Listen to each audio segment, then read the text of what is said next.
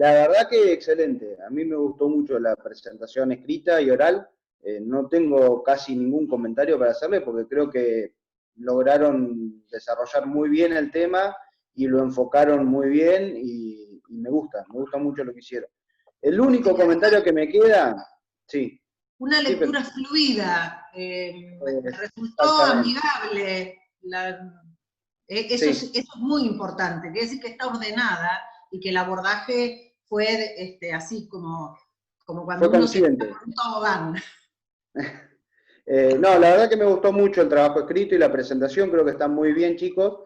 Lo único que por ahí, y que es algo mínimo, un detalle mínimo comparado con el trabajo, con lo bien que está hecho, lo desluce un poco que uno ve en la presentación errores que ustedes, no, en la presentación y en el trabajo escrito, errores que ustedes seguro que lo hacen o sea, por una distracción, pues son cosas que saben. Por ahí aparecen palabras que le falta una letra o nombres científicos sin itálica, cosas de una lecturita y una mirada que son cosas que ustedes saben cómo se hace seguro para esta altura de la carrera, que no son errores de concepto o de conocimiento, sino unas mínimas distracciones que por ahí deslucen a la hora de la presentación. Acá no pasa nada, estamos todos entre colegas y es el lugar donde tienen que tener esos errores pero por ahí para una presentación más formal, digamos, en un ámbito, en una charla con productores o lo que sea, muchas veces eso desluce cuando el contenido es excelente y la forma en que está organizada está muy correcta. Pero nada más, yo la verdad que estoy muy conforme, me gusta mucho el trabajo. Muchas gracias. Muchas gracias. Bueno, vuelvo a preguntar si hay... Ale, ¿querés hacer algún comentario? No, yo coincido con todos, en general los comentarios que hicieron todos. A mí me gustó mucho la presentación oral, cómo la dieron en general, me gustó, la verdad que me gustó. Me gustó más que la presentación escrita.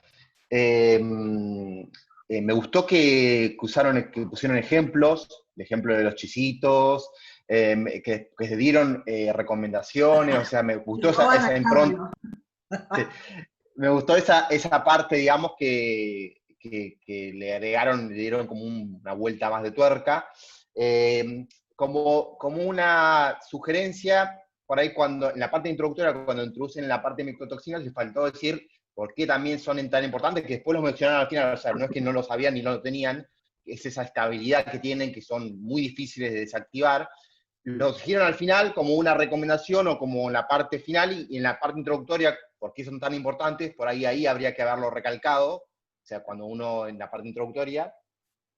Y a modo, ya les digo, para sumar, por ahí hubiese estado bueno que pongan los límites en otros países o en Europa, que son muy, muy estrictos.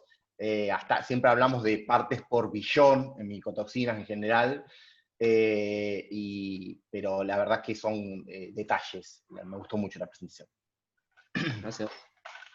Muchas Muchas gracias. gracias. Bueno. Me faltaba decir, no sé si lo mencionaron, pero ¿me escuchan? Sí, sí. No sé Sí, si sí. hablaron de cebada, esto por ahí es más de cereales, pero ¿se acuerdan que por qué se dicen que en general la cebada es un poco más tolerante o suele presentar menos micotoxinas que el trigo cuando se habla de Fusarium, por ejemplo?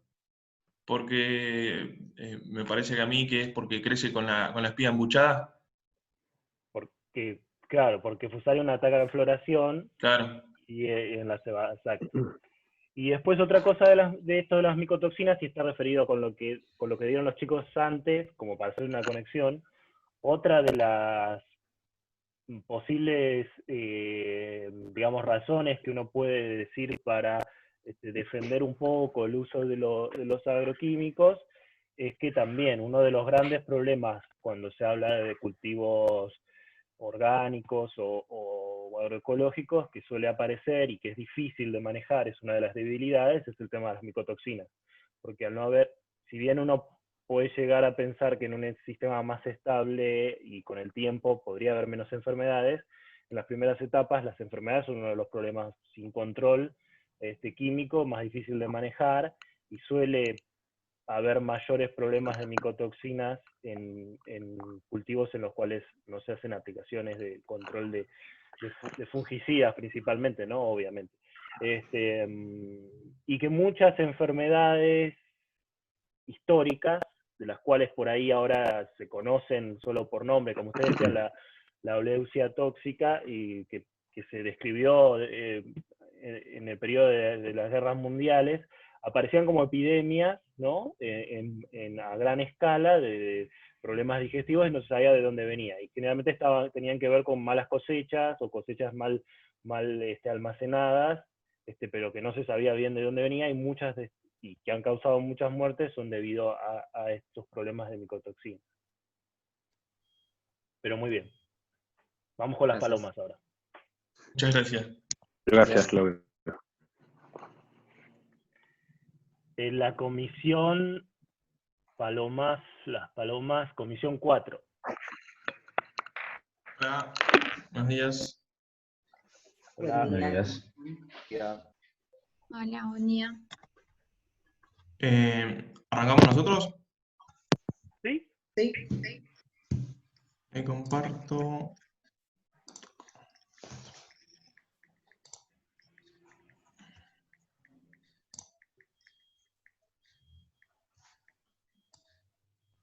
Bueno, a nosotros nos tocó hablar sobre la paloma como una plaga en las plantas de almacenamiento y en las industrias. Somos la comisión 4. Bueno, como introducción, nosotros nos referimos solamente a la parte de almacenamiento de granos, el problema de las palomas en esta parte, digamos.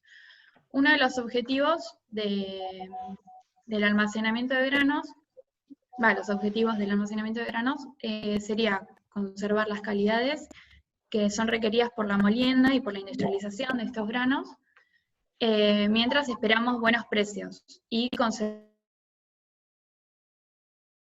de necesitarlo, o la viabilidad de los granos si van a ser utilizados como semillas.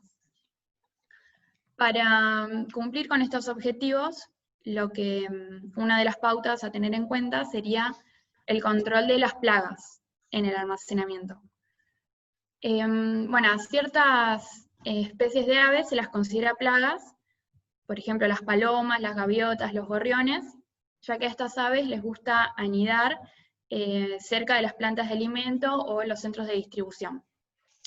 Generalmente son omitidas en la lista de las plagas más buscadas, ya que parecen ser inofensivas y por ahí no se les da tanta importancia como el control de roedores o de insectos, pero también causan grandes problemas. Y bueno, nos pueden causar contaminación, enfermedades, cosas que vamos a ver un poco más adelante. Bueno, la biología general de las aves, lo que podemos ver es que, bueno, para poder volar necesitan un esqueleto con menos huesos y huecos, tienen que ser livianas. Su digestión es particular, tienen un buche, y que el buche sería como un preestómago, y tienen una molleja que es para triturar el alimento. Tienen cloaca y ellas no tienen vejiga ni esfínter, entonces excrementan varias veces en el día. Cuando comen, llenan el buche y aproximadamente cada 2 horas, entre comida y comida, defecan como 5 veces cada una, es decir, como unas 30 veces por día, y si en una planta, por ejemplo, hay 100 palomas, eso nos dejaría unos 3.000 excrementos diarios, como para que se den una idea de la contaminación que producen. Bueno, la reproducción de las palomas es sexual y son ovíparos, ponen los huevos en nidos, y generalmente están la hembra y el macho. Bueno, las colúmbidas son una familia de aves del orden columbiforme, y en este orden se incluyen las palomas, las tórtolas y, bueno, otras especies. Son 308 especies en total. Estas palomas, bueno, tienen el tronco muy robusto, la cabeza pequeña, acá hay fotos, las patas cortas, las alas grandes y fuertes, ya que vuelan grandes distancias. Su distribución es por todo el mundo, excepto la Antártida y el Ártico, y tienen dispersión en América Central. Una de las especies, que es la que generalmente se encuentra en las plantas de almacenamiento, que es la más común, es la columba libia, la paloma liviana. Esta es la que más nos afecta generalmente. Bueno, esta paloma, es ahí la de la foto, bueno, tiene un tamaño mediano, entre 110 y 130 gramos, sin dimorfismo sexual, pero el macho igual suele ser un poco más grande que la hembra. El pelaje suele ser gris azulado, pero bueno, también se ven de otros colores, se ven blancas, ya que cambia muchísimo el pelaje y siguen siendo de esa especie. Las patas son rojas, los ojos son naranja rojizos y tienen un anillo en su interior amarillo. Y bueno, su comportamiento, lo que podemos decir es que tiene una capacidad migratoria, son gregarias y tienen un amplio rango de movimiento diario. Pueden tener el nido cerca de la planta, se alimentan, vuelven en el día. Y bueno, la reproducción, en cuanto a la reproducción podemos decir que son monógamas, se reproducen durante todo el año. Generalmente ponen 2 huevos, que son de color blanco en el nido, a veces ponen 1 y rara vez ponen 3, pero bueno, son posibilidades. Los incuba la hembra, aunque el macho está cerca, como había dicho antes, generalmente, o a veces también se pueden turnar, pero mayormente se ocupa la hembra, y se incuba entre 17 y 19 días. Después, cuando nacen los pichones, tienen un plumón amarillento, con tono rojizo, y son alimentados por ambos. Primero se alimentan por algo que es llamado leche de pichón, y más tarde con los granos y las semillas que son ablandadas previamente por los padres en su buche. Luego al mes ya son capaces de abandonar el nido, y a partir de, o sea, cuando lo abandonan no se alejan mucho, pero ya una semana más tarde ya sí se alejan y se manejan como adulto, y ya a los 6 meses de edad se pueden empezar a reproducir.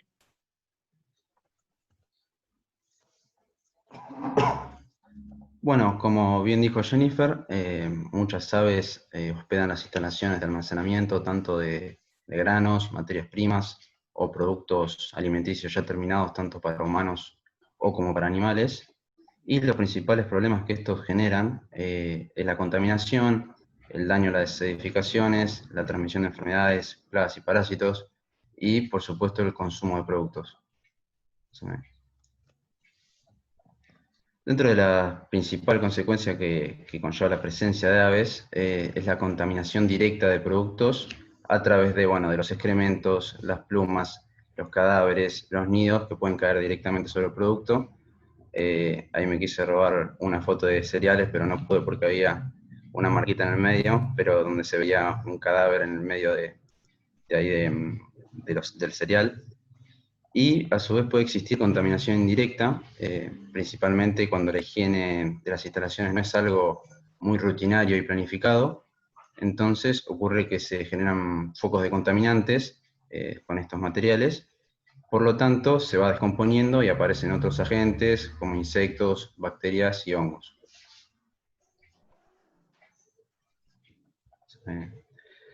Bueno, también a lo largo del tiempo, la presencia de las palomas genera un deterioro en las instalaciones, equipos y edificios, debido principalmente a que sus excrementos son altamente corrosivos y van deteriorando ya sea, bueno, las pinturas, los recubrimientos, las impermeabilizaciones, pueden obstruir canaletas, alcantarillas, etc.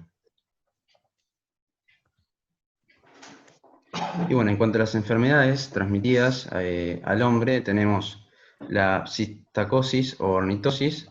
Bueno, es una enfermedad respiratoria transmitida por una bacteria que se encuentra muy frecuente en las palomas, y la transmisión a los humanos puede ocurrir, bueno, por inhalación de polvo fecal, contacto directo, o ya sea, bueno, por contacto indirecto a través de contaminación del alimento o del agua. Después tenemos a la salmonelosis, bueno, transmitida por la bacteria de la salmonela, y una de las vías de infección es la ingesta de alimentos contaminados por heces.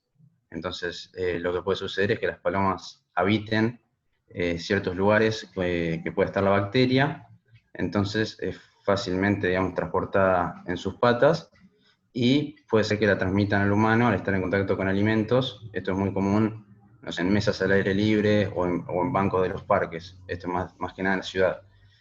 Y esta enfermedad es considerada la zoonosis de mayor importancia dentro de las transmitidas por la paloma doméstica.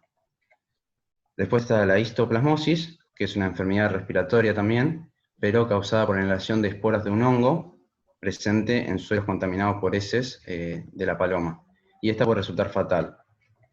Y la estafilococosis, que es una enfermedad que puede ocurrir también en muchas aves silvestres, incluyendo obviamente a la paloma, y es causada por una bacteria que puede contaminar también los alimentos para el consumo humano.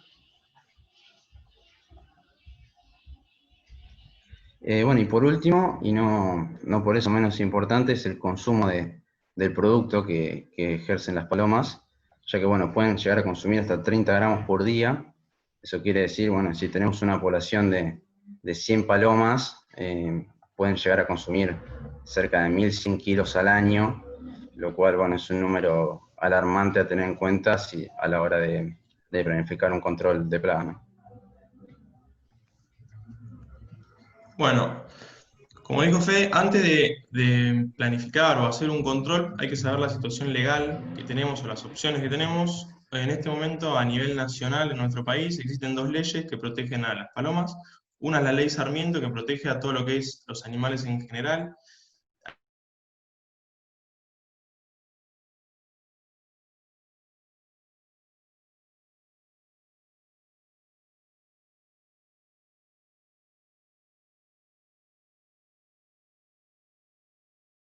Hacer un diagnóstico de la situación, de la planta, las instalaciones, tratar de disminuir todos los focos de agua y alimentación, porque estos hacen que las palomas vengan, digamos, y después de eso sí, ver las posibles medidas de prevención o control que podemos llegar a aplicar. En lo que es control y prevención hay distintos sistemas. Uno es el sistema de redes, que es bastante duradero en el tiempo y efectivo. Además, no solo controla lo que es palomas, sino que controla muchos roedores o animales que puedan causar algún problema. Después tenemos el sistema de pinches, que estos son colocados en diversas superficies, digamos, evitando que las palomas se reposen ahí, y como estas defecan continuamente, evita ese problema del deterioro de las instalaciones. Después está el sistema láser. Estos se colocan en la planta, digamos, en lugares estratégicos. La paloma detecta el láser como si fuese una agresión física, un peligro físico, y por un instinto de supervivencia como que se aleja automáticamente y ya evita ir y reposarse en el lugar. Después hay dispositivos visuales, que son los clásicos espantapájaros, o estas pelotas ahí como se ve en la foto, o réplicas de roedores que se ponen búhos, zorros, lechuzas, que lo que hacen es simplemente darle miedo, digamos, a las palomas y no se acercan. Y por otro lado hay otros dos métodos, que es el auditivo, bueno, son tipo unos parlantitos o bobinas que reproducen un sonido. Estos van cambiando de frecuencia por una cuestión de evitar el acostumbramiento de las palomas, entonces no dejan de ser eficientes. Y el ultrasonido no es percibido ni por el ser humano, o sea que no daña la auditiva ni nada. Y por otro lado, que por ahí son menos utilizados, pero existen, son ciertos productos comerciales olorosos que se aplican en la planta, pero bueno, hay que tener cuidado por ahí con la contaminación de los granos y esas cosas.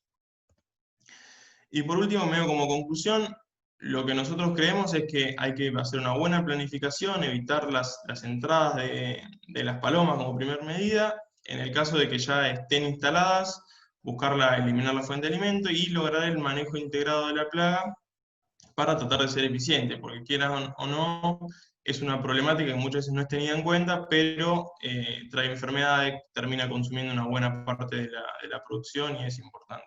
Y después por ahí lo que se necesitan es que las leyes, si bien están, sean por ahí más difundidas o más promovidas para que todas las plantas de silo y los productores estén al tanto por ahí de las medidas que pueden llegar a tomar o no.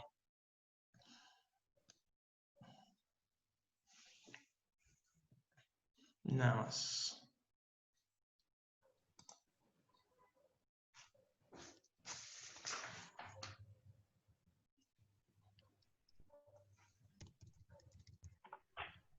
Bueno, comentarios.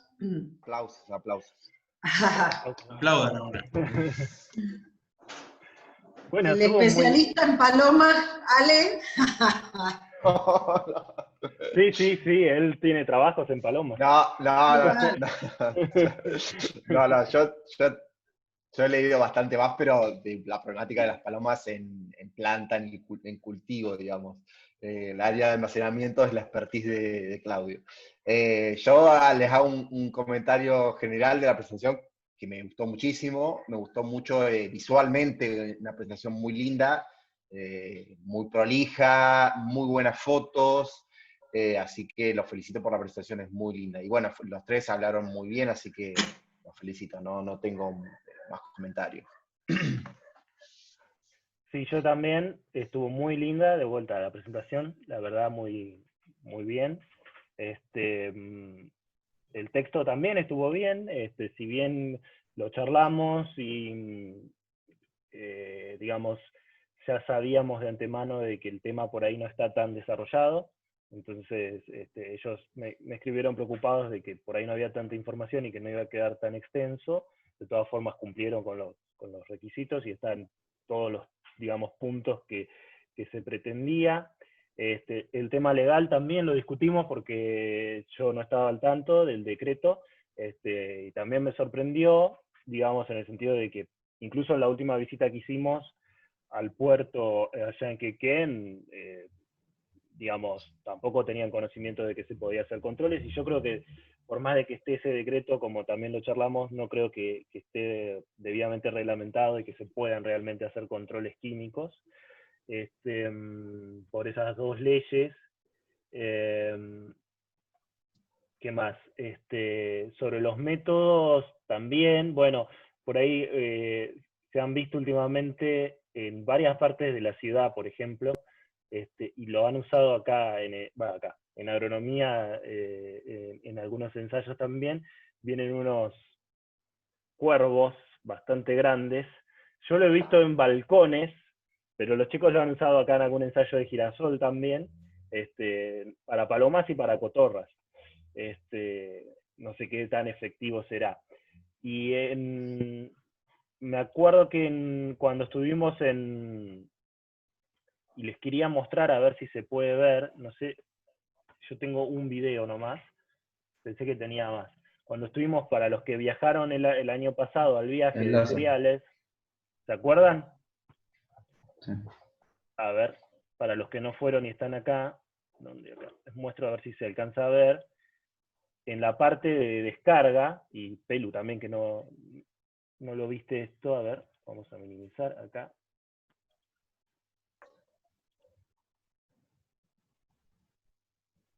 Bueno, está un poco lento el video. No, se tildó todo. Bueno, no se ve. Pensé que tenía un video más largo, pero no lo... A ver, no, 7 segundos, no sé qué se habrá hecho. Bueno, pero ahí además de que veíamos ahí se ven, ahí alcanzan a ver acá los láser. Sí. Bueno, sí.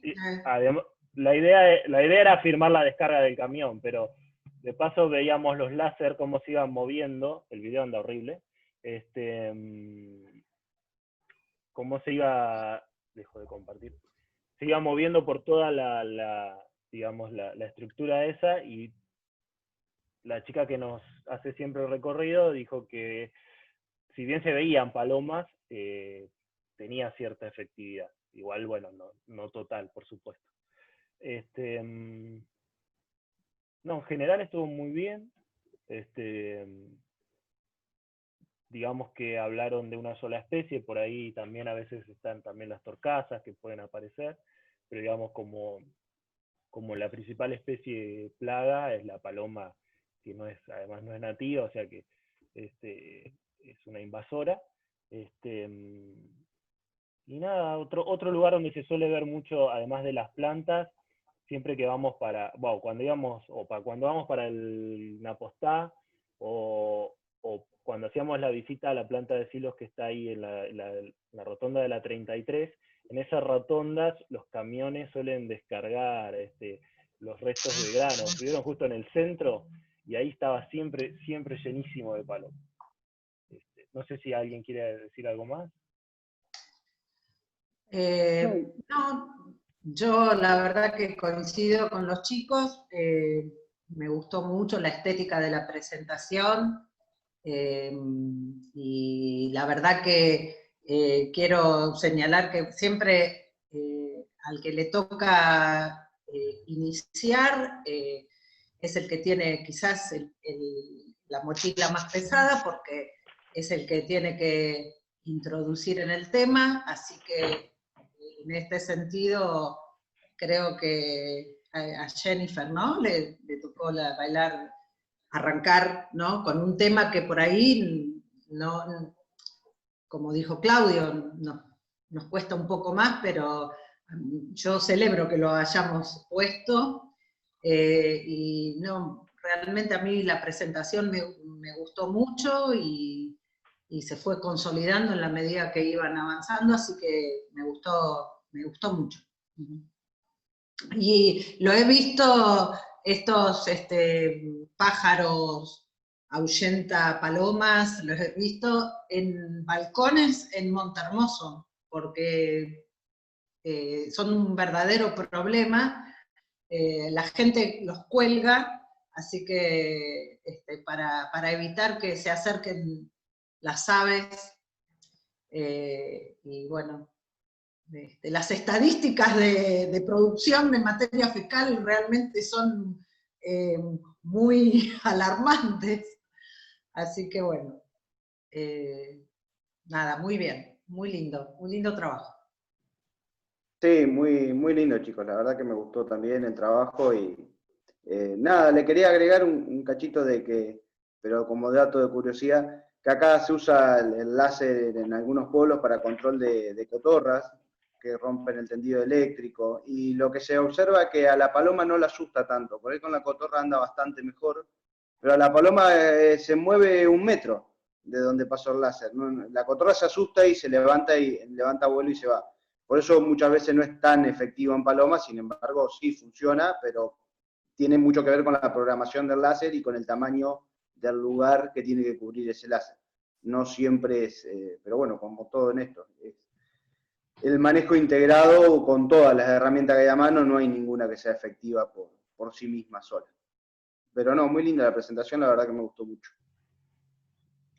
Bueno, si no hay preguntas entre los compañeros, pasaríamos entonces a la próxima presentación, porque estamos ya, me temo que si no nos apuramos, no vamos a poder completarlo. Nos quedan 2 presentaciones, así que el siguiente grupo.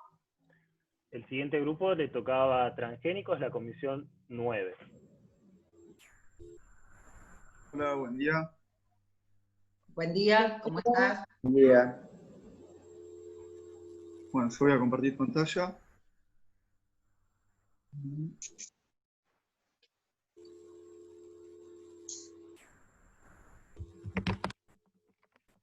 ¿Ahí se ve? Sí. Sí. Sí.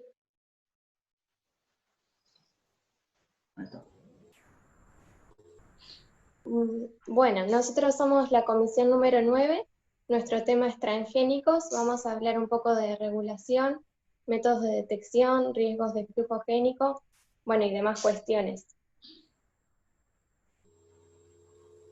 Empezamos por definir qué es un transgénico.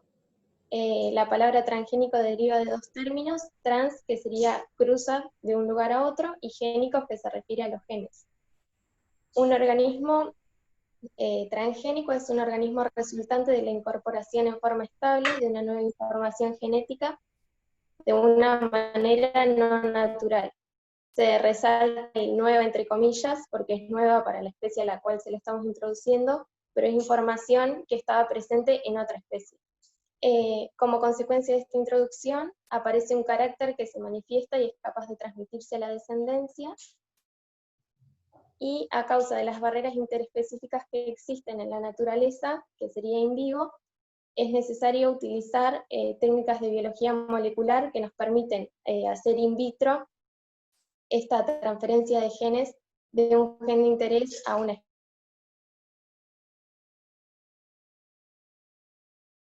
Perdón, ahí está.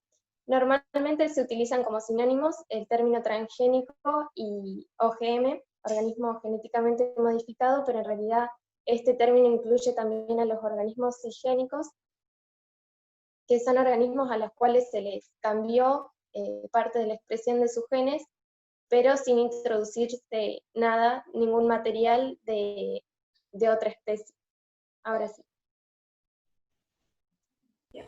Con la historia, vamos a hablar de la historia del desarrollo de los transgénicos a nivel mundial y la aprobación local.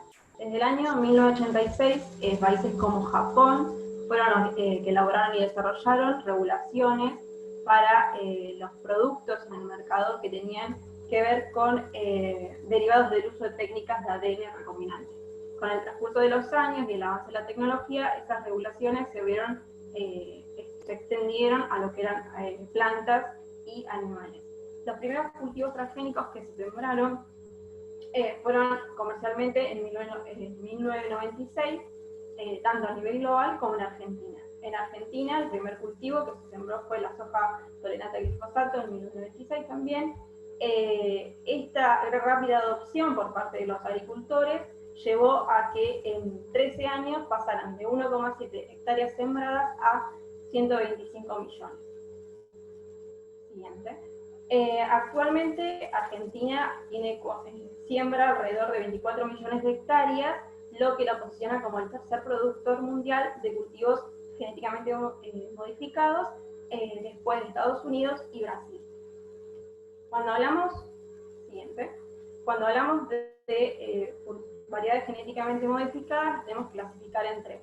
La primera generación se basa en la modificación genética de las semillas, la segunda generación en la producción de las mejoras de los contenidos nutricionales, y por último la tercera generación, que está basada en los organismos farmacéuticos, destinada directamente a la industria farmacéutica.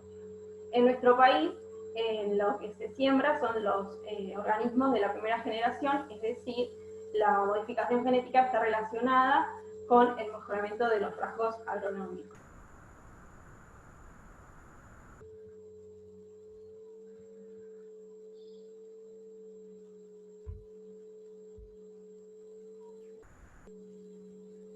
¿Ani está? No está silenciada. Perdón, ahí está. En cuanto a los riesgos ecológicos de los cultivos transgénicos, yo los dividí en 4. Bueno, arranqué por los efectos sobre la vegetación. Uno importante es la erosión genética, que por ahí uno no lo considera, pero es importante porque se genera mucha contaminación de variedades locales, lo que conlleva a pérdidas de reservorios, digamos, de información genética que es necesaria, debería mantenerse. Bueno, también se da por simplificación de los sistemas, ya que se tiende al monocultivo, básicamente. Otro riesgo importante es el escape de genes por polen. El escape por polen es la principal vía de transmisión de genes, y para que esto se produzca, las especies tienen que estar emparentadas y ser compatibles sexualmente.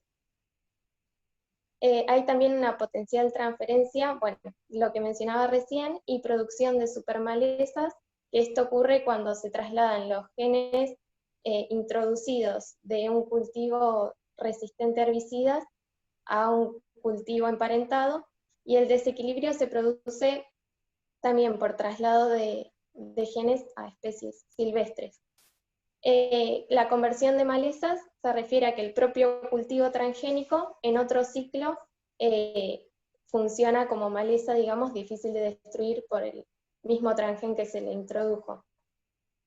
En cuanto a los efectos de organismos patogénicos, se pueden generar nuevas razas patogénicas de bacterias por recombinación y variedades de virus más nocivas con un amplio espectro, digamos, de hospedantes, y esto es principalmente cuando el cultivo se modifica para la resistencia a genes utilizando los propios genes virales. En cuanto a los efectos sobre insectos, bueno, se produce resistencia de los insectos plaga. Tenemos una disrupción del control biológico. Perdón, en el punto anterior es importante porque al adoptar... No, está bien, ahí mismo, pero sobre las plagas. Es importante porque al generarse resistencia, después se trasladan a campos adyacentes y se va perdiendo una herramienta muy importante de control. La disrupción del control biológico se da porque el predador o el parásito consume a través del organismo que parasita o que preda una toxina BT, por ejemplo, que bueno, lo afecta negativamente. Se producen efectos sobre organismos no plaga al tomar contacto con polen transgénico, y ingreso en las cadenas tróficas, bueno, es lo mismo que mencionaba anteriormente, que es como que se va biomagnificando. En cuanto a los efectos en el suelo, tenemos la acumulación de toxinas BT, que se produce cuando tenemos un cultivo BT y se va produciendo la degradación. La toxina puede permanecer en el suelo 2 a 3 meses, se resiste a la degradación, ya que queda acumulada en restos orgánicos y en arcillas, y puede llegar, bueno, permanecer en suelos o llegar hasta agua, donde afecta, bueno, peces, otro tipo de invertebrados, y en el suelo afecta a las poblaciones microbianas, lo cual tiene un impacto muy grande en el reciclaje de nutrientes, ya que, bueno, son la principal vía de transformación de nitrógeno, fósforo, etc.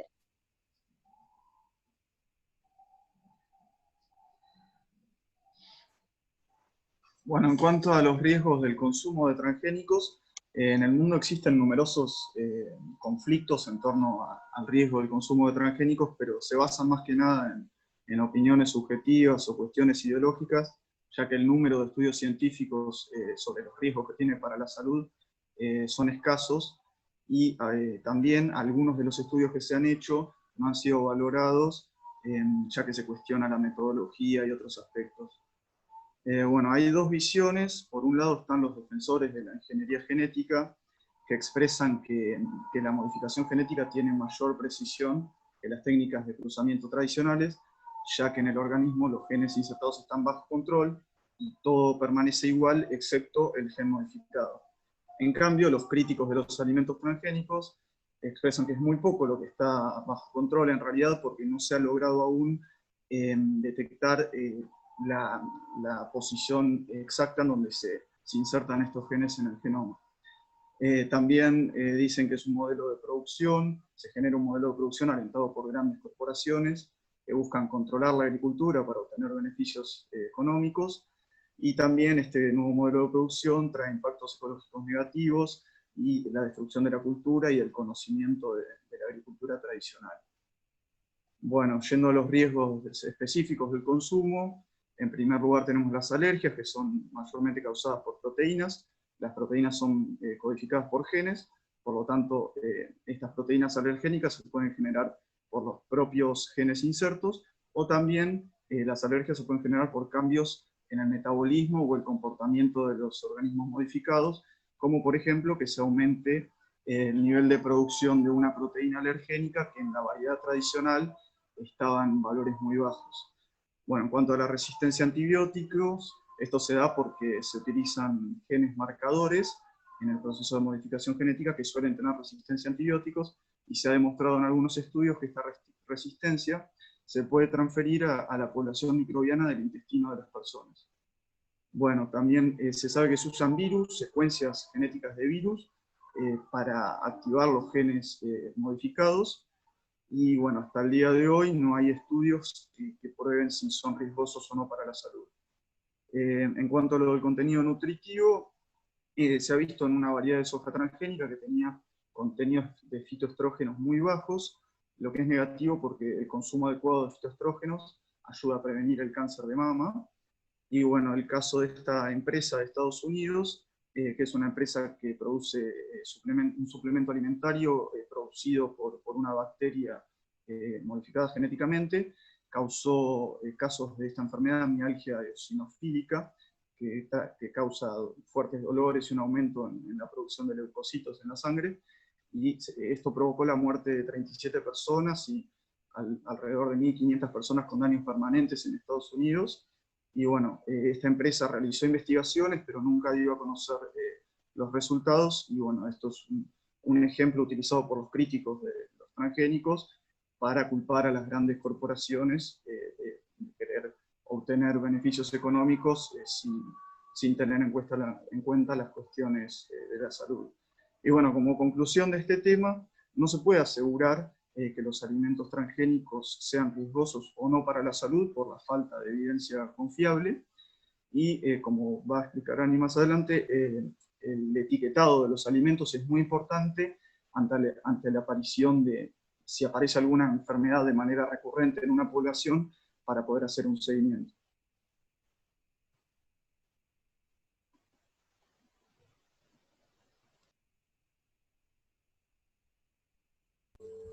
Continuamos con la regulación para el cultivo de transgénicos en el país. En el año 1991 hasta la actualidad, la normativa argentina regula los avances y los desarrollos tecnológicos en biotecnología agraria. Esta tiene como objetivo garantizar que los organismos genéticamente modificados con los ensayos que se experimentan, que se realizan en una primera instancia y con el certificado de que lo obtengan el permiso de comercialización, sean seguros para el agroecosistema y inocuos para el consumo humano y animal. En nuestro país, la institución que se encarga del control de los organismos genéticamente modificados para la alimentación y la comercialización es la Secretaría de Agricultura y Pesca del Ministerio de Agricultura y Ganadería y Pesca. Esta secretaría se basa en informes técnicos elaborados por diferentes direcciones. Una dirección es la CONAVIA, que sería la Dirección de Biotecnología y Comisiones Nacionales de Biotecnología Agropecuaria, la Dirección de Calidad Agroalimentaria, que es SENASA, y el Consejo Técnico Asesor sobre los Organismos Genéticamente Modificados, y las Direcciones de Mercados Internacionales. En nuestro país, el uso agropecuario de los organismos genéticamente modificados se regula de acuerdo a diferentes criterios. Uno de los criterios es caso a caso, es decir, que es una evaluación individual de cada formulario. Otro criterio es la ciencia, que se utilizan los criterios científico-técnicos. La calidad, o sea que el respaldo que tiene que tener el documento, la solicitud tiene que ser con documentos científicos, apelados a nivel de prestigio internacional. La familiaridad, la comparación que se realiza con materiales parecidos, y la historia de uso seguro con respecto a las relacionadas con los hábitos de consumo. Los procedimientos que se emplean para la obtención se tienen en cuenta aquellos aspectos en los que difieren del comportamiento del organismo no modificado. Y actualmente las regulaciones que se realizan son la liberación al medio de los organismos vegetales genéticamente modificados, la producción de semillas y o biomasas de materiales genéticamente modificados y regulados, la experimentación o liberación al medio de microorganismos genéticamente modificados, y proyectos de experimentación y o liberación al medio de organismos o animales genéticamente modificados, y las actividades en invernáculos de bioseguridad con organismos vegetales genéticamente modificados desarrollados en los laboratorios de Argentina. Con respecto a los cultivos permitidos y prohibidos, los principales cultivos transgénicos que se siembran en Argentina son soja, maíz y algodón, con distintas combinaciones de tolerancia a herbicidas y resistencia a insectos. En el cultivo de soja, el 100% del área sembrada son transgénicas, la mayoría con tolerancia a herbicidas. El maíz, el 97% de la superficie es transgénico con tolerancia a herbicidas y resistencia a insectos. Y en el caso del algodón, el 100% del total del área sembrada es por tolerancia a insectos y resistencia a insectos, y tolerancia a herbicidas. Siguiente. En 2017 se aprobó el cártamo transgénico, el cual se produce una pequeña superficie exclusivamente para lo que son fines industriales en Argentina. Lo que tiene el cártamo transgénico tiene una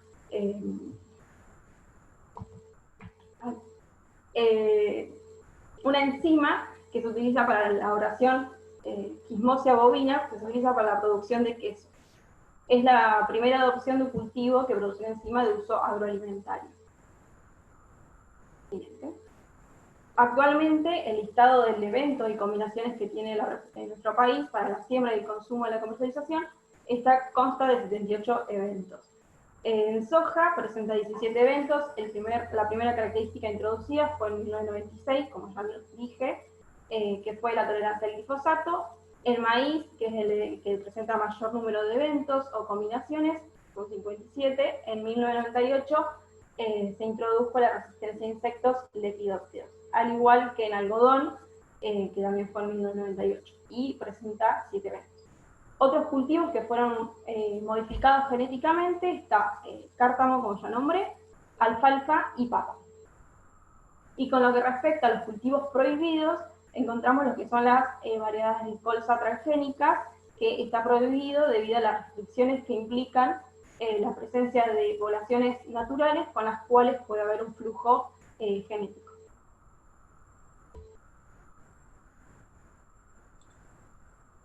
Bueno, durante los ensayos que se realizan para probar la salida al mercado de un nuevo cultivo transgénico, la Dirección de Biotecnología y la CONAVIA evalúan los posibles riesgos que puede causar la introducción de este nuevo cultivo transgénico en los agroecosistemas. Y bueno, esta evaluación se realiza en 2 etapas. La primera en condiciones de confinamiento, en donde se evalúa si este cultivo transgénico puede ser evaluado en condiciones experimentales a campo. Y luego en las condiciones experimentales, en los ensayos experimentales a campo, se evalúa el potencial comportamiento de este nuevo cultivo transgénico en la producción agropecuaria, así como también ciertos potenciales efectos que pueda tener sobre la salud el manejo asociado a este cultivo transgénico, como por ejemplo ciertas aplicaciones de agroquímicos. Y bueno, como resultado final de estos ensayos, se acepta el cultivo transgénico, se aprueba para su liberación para la siembra a escala comercial, y bueno, todo el proceso hasta que un nuevo cultivo transgénico llega al mercado tarda entre 12 y 14 años. Un importante tiempo de esto tiene que ver con cuestiones burocráticas. Bueno, durante estos ensayos se evalúa que el transgénico, como todo lo que explicó Ani hace un rato, que sea igual de seguro para sembrar, igual que su homólogo tradicional. Esto quiere decir que crezca y se desarrolle de igual manera, que el comportamiento que tenga un comportamiento esperado, por ejemplo, si tiene el evento de resistencia a insectos que realmente muestre este comportamiento, y además que no tenga la potencialidad de convertirse en una maleza para otros cultivos. Igual de seguro para el ambiente, quiere decir para el suelo, el agua, la tierra, y el suelo, el agua y el aire, perdón. También que no tenga efectos dañinos sobre las especies benéficas y sobre la flora y fauna del lugar, y además de que no desarrolle cruzamientos con especies emparentadas, y igual de seguro como alimento, que tenga las mismas cualidades nutritivas que la variedad tradicional, y el mismo nivel de alergenicidad si esta variedad tradicional lo tuviera. Bueno, también lo que se evalúa durante estos ensayos son rasgos fenotípicos y agronómicos, poniendo foco en la morfología, el rendimiento y la reproducción, ya que son aspectos muy sensibles a los cambios genéticos y que permiten comparar el cultivo transgénico con su variedad tradicional.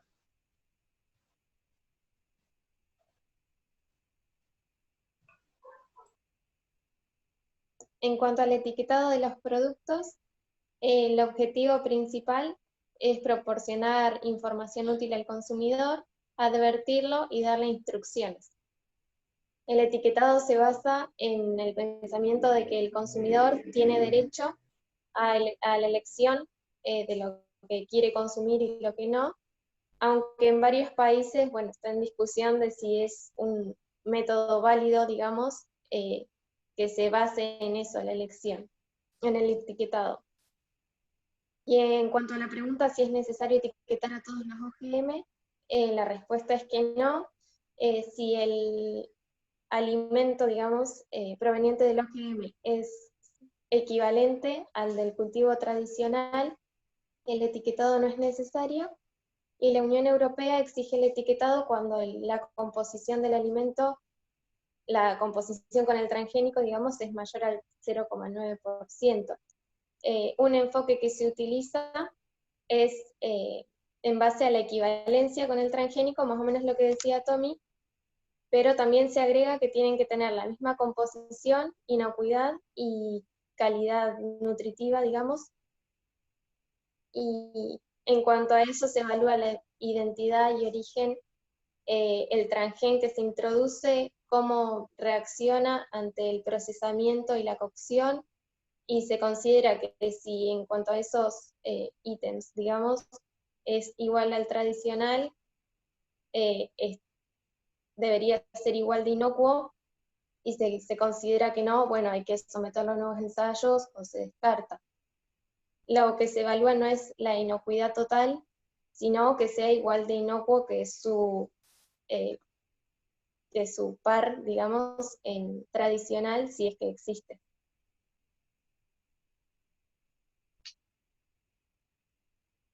Bueno, en Argentina se realizan diversos tipos de regulaciones, desde la etapa experimental hasta la de consumo, y el objetivo de esto es minimizar los riesgos sanitarios y ambientales que puedan surgir de su uso. Bueno, como dijo Flor, la institución encargada de esto es la CONAVIA, y lo hace en el ámbito de la Secretaría de Agricultura, Ganadería, Pesca y Alimentos.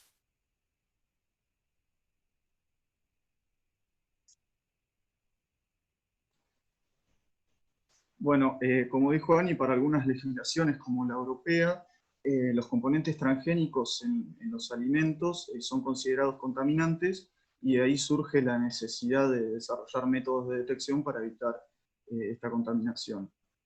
Bueno, los métodos de detección se basan en la detección de fragmentos de ADN, ARN y proteínas que vengan de modificaciones genéticas, pero la mayoría de los métodos utilizan la detección de ADN. Esto se debe a que el ADN puede ser purificado y multiplicado en millones de copias en poco tiempo, mediante la técnica de la PCR. En cambio, para el caso del ARN y las proteínas, el proceso es más complicado y lento. Además, el ADN es una molécula muy estable, mientras que el ARN no, y en el caso de las proteínas, depende de qué proteína sea, pero generalmente son inestables. Y un aspecto importante para poder cuantificar la cantidad de OGM en una muestra es que existe una correlación lineal entre la cantidad de OGM y el ADN amplificado. Bueno, los métodos de detección se dividen en cualitativos y cuantitativos. Los cualitativos detectan la presencia o no de fragmentos de ADN o proteínas transgénicas. Los resultados se expresan en detectado o no detectado, mientras que los cuantitativos permiten además cuantificar la cantidad de OGM que haya presente en esa muestra. Y los resultados se expresan como porcentaje de OGM en la muestra. Bueno, la mayoría de los métodos se basan, como dije, en la reacción en cadena de la polimerasa, que es la PCR. El fundamento de este método es amplificar las cadenas de ADN modificadas genéticamente, mediante el uso de cebadores y la enzima polimerasa, para luego poder identificarlos por tamaño en un gel de electroforesis. Bueno, este método permite detectar la presencia o la cuantificación de OGM en muestras de granos, alimentos procesados y ultraprocesados, y es un método que tiene mayor precisión y confiabilidad. Por otro lado están los métodos inmunológicos, como flujo lateral, que es lo de la banda que decía Claudio hoy, y también el ensayo de inmunodetección ligado de enzima, conocido como ELISA, en donde el fundamento de este método es la detección de proteínas transgénicas mediante el uso de anticuerpos específicos. Y bueno, estos métodos se usan para la detección de OGM en muestras de granos y alimentos no procesados, ya que las proteínas suelen sufrir desnaturalización durante el procesamiento de los alimentos.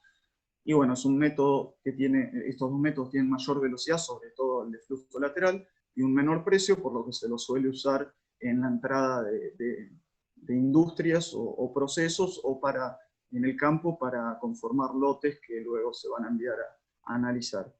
Y bueno, a modo de comentario, en el país está el Instituto de Biotecnología del INTA, que tiene un laboratorio de detección de OGM, y utiliza las técnicas de PCR en tiempo final y en tiempo real. Bueno, y eso sería todo. Muchas gracias.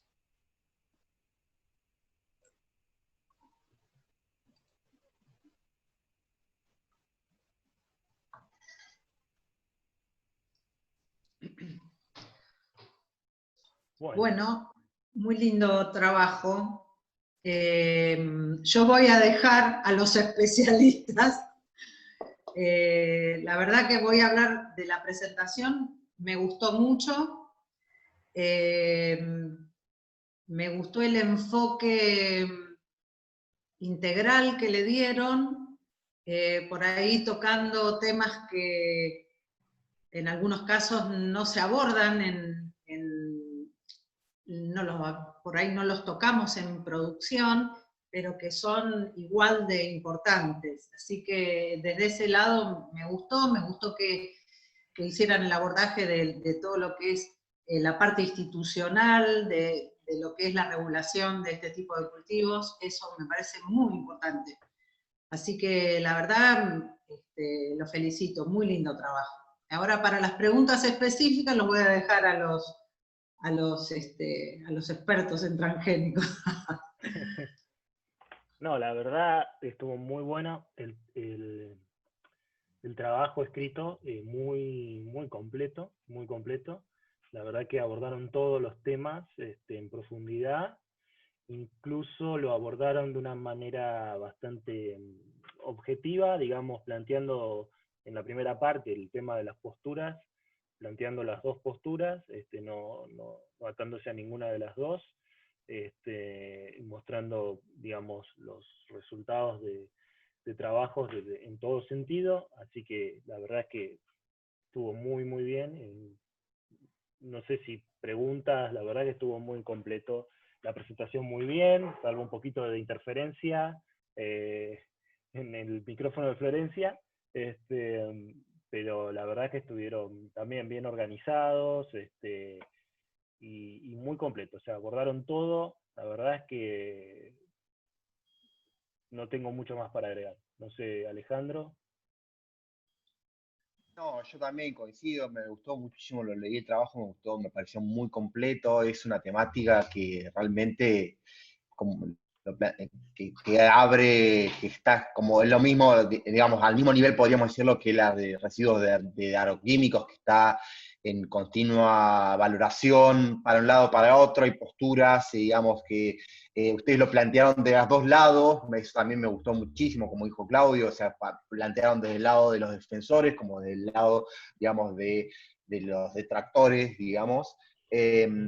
Me gustó muchísimo. A nosotros nos toca, digamos, este tema porque trabajamos de alguna forma vinculado a esta temática, por supuesto que no del lado digamos, de los alimentos, sino más del lado de los cultivos, y ustedes hablaron algo de flujo. El otro cultivo también que está prohibido, y por la misma cuestión, es el girasol, además de la colza, por la presencia de especies emparentadas en el país, entre unas razones, por supuesto, no es la única. Siempre hay todo un trasfondo a nivel comercial y económico, digamos. Si hubiese sido, probablemente si se produjera la misma cantidad el mundo de girasol que de soja, tal vez no sería la misma, al mismo nivel, no se jugaría de la misma forma, ¿ya? Siempre hay un nivel, por supuesto, en todo económico. El volumen que se produce de girasol en el mundo y en nuestro país era otra de las barreras que impedía también la entrada y ni hablar en colza, ¿no?, en nuestro país. Y después algo que es interesante evaluarlo, por lo menos que se tenga en cuenta, es que en nuestro país se evalúa de distinta manera los organismos genéticamente modificados. Como ustedes vieron, tienen una serie de pasos enormes y se evalúan de distintos niveles. Y también tenemos otros tipos de eventos que no son genéticamente modificados, como son, por ejemplo, las tecnologías Clearfield, que pasan prácticamente desapercibidas, y desde el punto de vista de algunos de los riesgos que ustedes manifestaron, riesgos, por ejemplo, de contaminación de variedades tradicionales y demás, llevan exactamente el flujo con especies silvestres, llevan el mismo riesgo que los efectos que los cultivos genéticamente modificados. Por lo tanto, muchas veces se ha discutido en nuestro país evaluarlo o valorarlo de la misma forma que se evalúa un evento genéticamente modificado. De hecho, en otros países como Canadá, se evalúa de la misma forma. Cada evento es un caso distinto y se evalúa exactamente un evento genéticamente modificado como un evento no genéticamente modificado, cuando incorporan este tipo de tecnologías. Pero bueno, los felicito porque es muy lindo el trabajo que hicieron.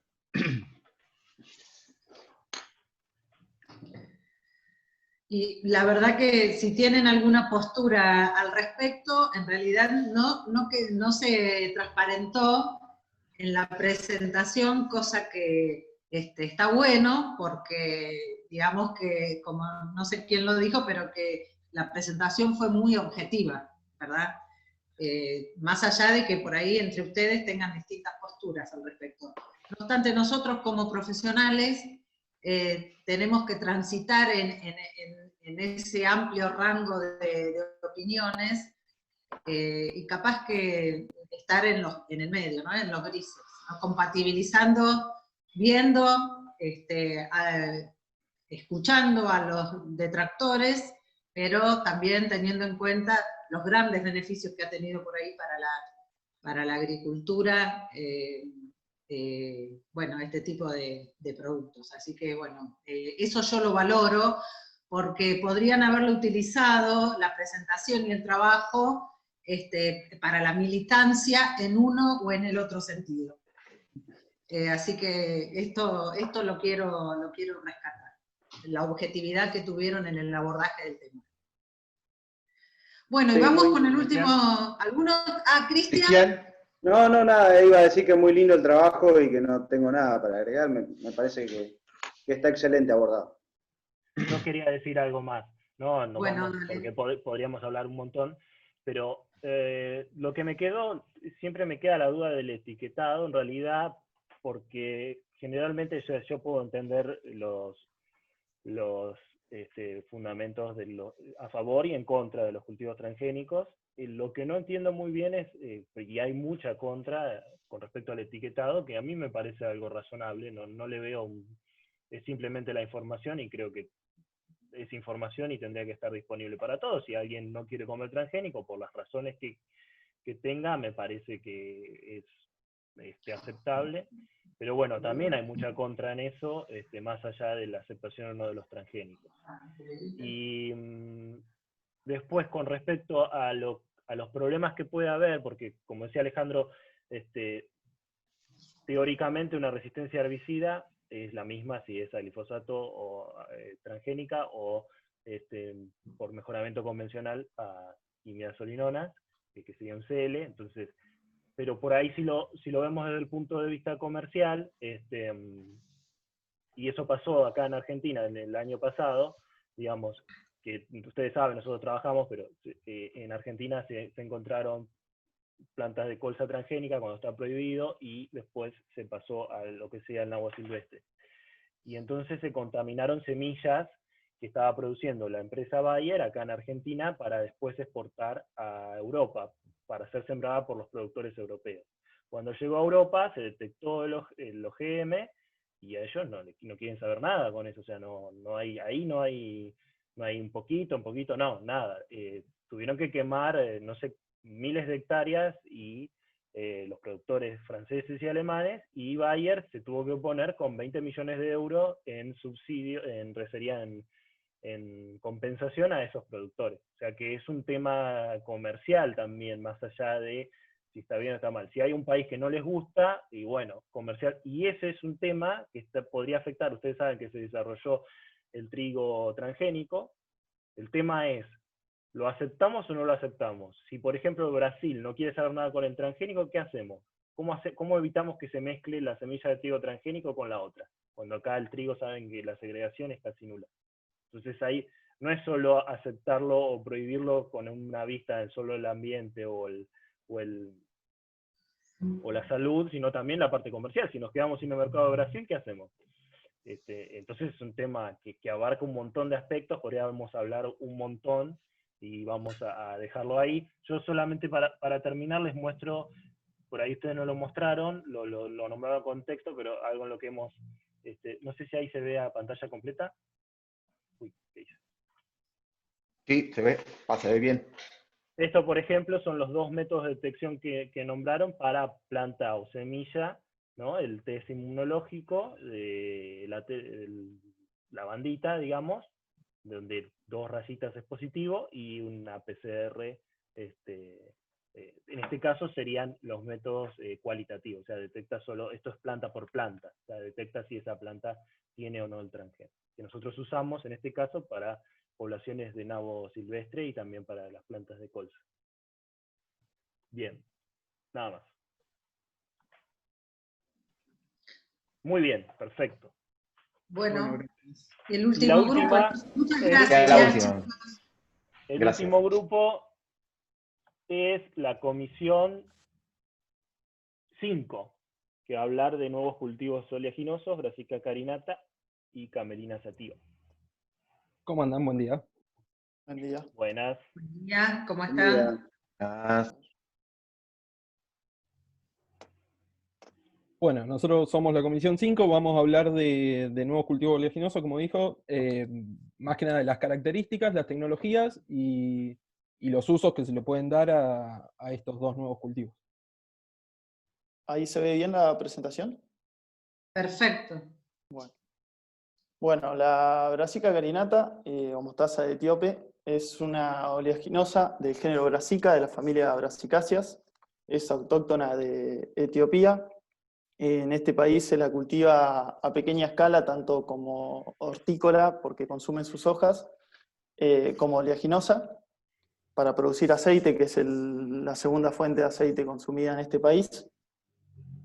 Bueno, el cultivo se encuentra emparentado con varias especies del género Brassica, como la colza y las otras mostazas, pero tiene la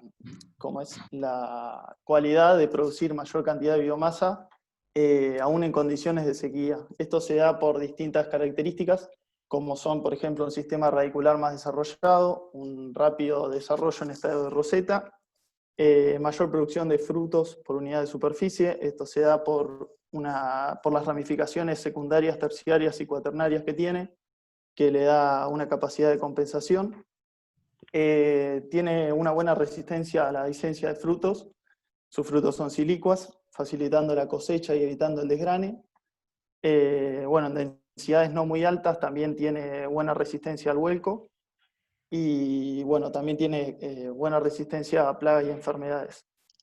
En cuanto a tolerancia a las heladas, tiene la capacidad de recuperarse de heladas tempranas y mostrar buenos rendimientos, aunque los periodos críticos son en cotiledón y en floración, es decir, heladas tempranas y tardías.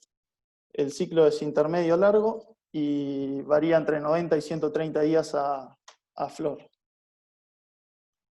Bueno, la siembra se da entre abril y junio, requiere suelos bien drenados, con alto porcentaje de humedad para germinar. La profundidad es de 1 a 2 centímetros y hay que asegurar un buen contacto de la semilla con el suelo húmedo. La distribución es muy importante, incluso más que la densidad de siembra. y se recomienda usar barreras si hay mucho rastrojo y no sembrar si se encuentra mucha presencia de crucíferas. La densidad suele ser de 3 a 5 kilogramos por hectárea, buscando 60-80 plantas por metro cuadrado. Y si bien la distancia entre hileras puede ser entre 17 y 34, cuanto menor es la distancia, vamos a observar un mejor control de malezas. La sembradora que se utiliza es la de colza, y la velocidad de siembra tiene que ser baja. Bueno, el control de malezas puede dividirse en presiembra, preemergencia y posemergencia. Y ahí podemos observar algunos de los herbicidas más comunes: trifluralina, clorpiralid, aloxifop, clethodim y dicamba. En cuanto a fertilización, requiere una alta demanda de fósforo, se recomienda entre 45 y 55 kilogramos de óxido de fósforo. De nitrógeno necesita mínima de 80 kilogramos por hectárea. Ahí en la foto podemos observar la respuesta comparada a un testigo de 100 kilogramos de nitrógeno, y también tiene una alta demanda de potasio. Bueno, las enfermedades más comunes son esclerotinia, alternaria y foma. Pero bueno, se realizan controles preventivos en etapa reproductiva con triazoles y estrobulinas, que bueno, no deberían darnos demasiados problemas. Y las plagas más comunes son la polilla de las coles, Plutela silostela, y un pulgón que es Brevicorine brassica, que bueno, dependiendo de si la presencia es elevada o no, vamos a decidir si aplicar insecticida o no, y solo se utilizan de banda verde, no clorados ni fosforados. La cosecha se realiza de manera directa, tiene, como dije antes, una baja dehiscencia y desgrane. Se suele utilizar un desecante para producir homogeneidad en la cosecha, para secar la biomasa, especialmente el tallo. Se utiliza Diquat, 2 litros por hectárea, y el momento de aplicación de este desecante es cuando el tercio superior de las silicuas está de color marrón, el tercio medio amarillo y el tercio inferior verde pálido. La humedad de recepción es de hasta 10%. Bueno, las posibilidades de uso varían dependiendo del país en el que se produce. Por ejemplo, en Etiopía, como dije, se utiliza como verdura y para producir aceite. En Europa se produce en zonas marginales, siempre para producir energía, ya sea producción de biomasa para la alimentación de centrales de generación eléctrica, como la producción de aceite para transformarlo en biodiesel. El rendimiento promedio más o menos es de 6 a 8 toneladas por hectárea. Bueno, también se utiliza la harina, que es un derivado con alto contenido proteico para la alimentación de animales, y bueno, también se está estudiando para recuperar suelos contaminados con metales pesados, porque, bueno, lo voy a explicar más adelante igual. De este lado del mundo, digamos, en Argentina llegó el año pasado, en Uruguay llegó hace 6 años, en Uruguay se producen más o menos 10.000 hectáreas, y en Argentina el año pasado, en 2019, se producieron 1.500 hectáreas, y este año el pronóstico eran 30.000 hectáreas. Los dueños los integrantes de la firma que comercializan en nuestro país, que es 1 millón de hectáreas, que bueno, vamos a ver si se cumple o no. El destino final de la producción en nuestro país es generar un aceite de biodiesel de segunda generación que se utiliza como aditivo para combustible de aviones. Otra de las ventajas que tiene este cultivo es que es un gran secuestrante de carbono, y si bien todavía no existen, al menos en nuestro país, los bonos por secuestrar carbono, bueno, está la posibilidad de que en algún momento se den. Bueno, se utiliza como doble cultivo, un cultivo de cobertura que se puede cosechar, y se lo recomienda a productores que quieren diversificar, sobre todo en las zonas donde el trigo no rinde tanto.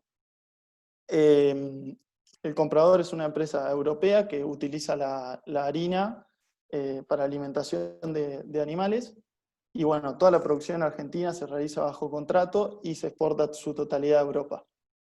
Esta harina que mencioné anteriormente también tiene otro uso que aplicado al suelo en condiciones de humedad tiene un efecto de fumigante, y en Italia y otros países de Europa se están haciendo pruebas para ver si es viable como reemplazante del bromuro de metilo.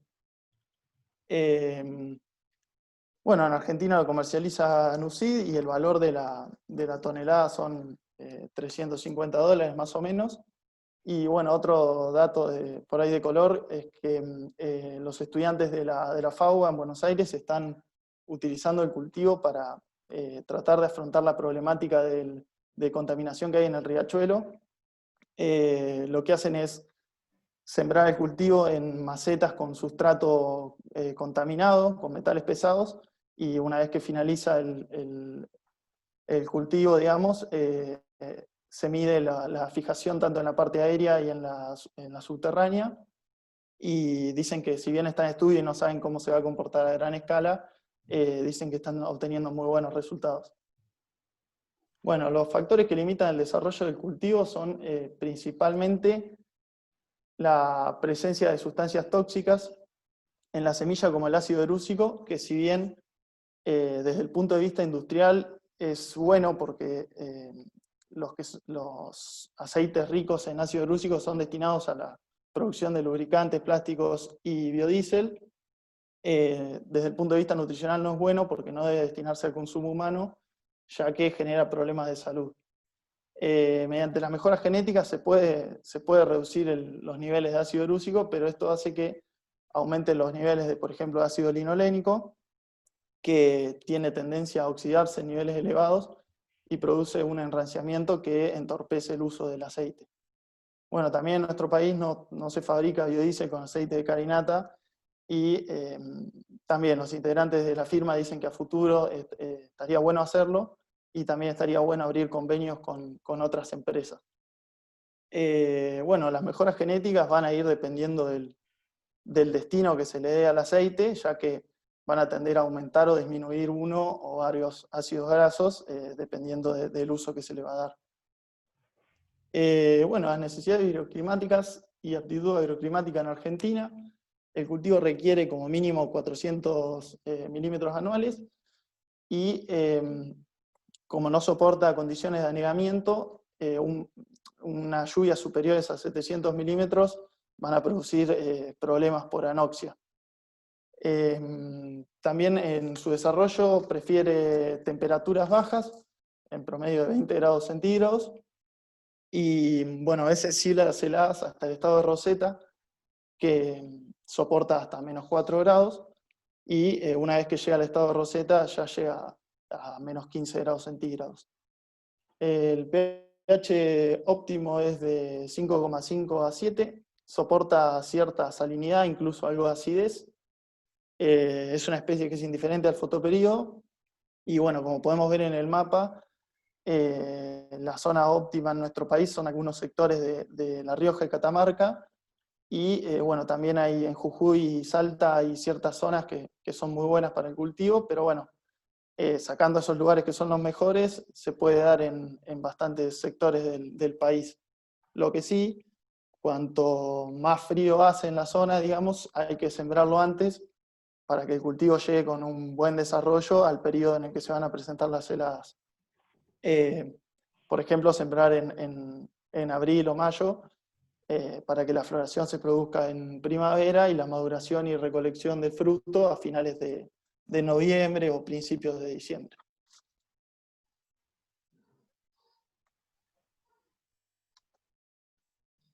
Bueno, yo voy a comentar un poco de la Camelina sativa. Es una especie originaria de Europa. Es una especie originaria de Europa, como dije, perdón. Es un cultivo muy de gran porte. Es un cultivo de gran porte, puede alcanzar el 1,20 m de altura. Tiene un sistema radicular muy desarrollado. Las semillas tienen un alto contenido de aceite, un 40%, del cual la mayoría está compuesto por ácidos poliinsaturados, como el linoleico y el alfa-linoleico. Y además tiene como ventaja una alta producción de proteína, puede llegar al 38% de proteína. Tiene gran tolerancia a heladas o a bajas temperaturas. En roseta puede soportar menos 15 grados y en floración ha soportado heladas leves de -1 o -2 grados. Los requerimientos hídricos son muy bajos. Perdón, me sangra la boca. Me perdí. Los requerimientos hídricos son muy bajos, tiene 300 milímetros a partir de 300 milímetros se puede producir.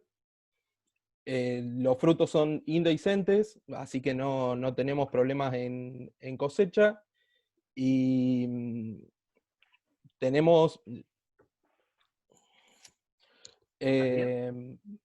pará. Tiene gran problema con estrés hídrico en la época de floración y con altas temperaturas. 2/3 del milimetraje necesario de estos 300 milímetros los requiere en el momento de floración y de llenado de grano.